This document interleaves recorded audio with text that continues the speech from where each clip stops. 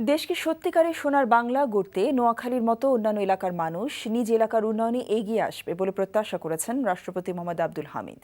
সকালে রাজধানী সোহরাওয়ার্দী উদ্যানে নোয়াখালী জেলা সমিতি আয়োজিত নোয়াখালী উৎসব 2015 উদ্বোধনকালে রাষ্ট্রপতি এই প্রত্যাশা করেন। রাষ্ট্রপতি বলেন যে যা কিছুই করি না কেন পাশাপাশি নিজেদের এলাকার জন্য ভালো কিছু করতে হবে, আর এভাবেই ধীরে ধীরে দেশের উন্নতি হবে বলে মনে করেন তিনি।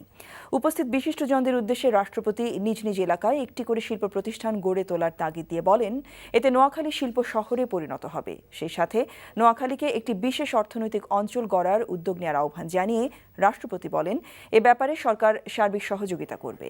অনুষ্ঠানে নোয়াখালীকে বিভাগ করার দাবি জানানো হয়। নোয়াখালী জেলা সমিতি ঢাকার সম্মানিত সদস্যগণ ঢাকায় অবস্থান করলেও নিজ নিজ এলাকার বিভিন্ন উন্নয়নমূলক কর্মকাণ্ডে নিজেদের সম্পৃক্ত রাখেন। আমি আশা করব এই সমিতির মতো অন্যান্য জেলার গুণীজনরাও নিজ নিজ এলাকায় বিভিন্ন উন্নয়নমূলক কর্মকাণ্ডে নিজেদেরকে নিয়োজিত রেখে দেশকে সত্যিকারের সোনার বাংলা হিসেবে গড়ে তুলতে সহায়তা করবেন।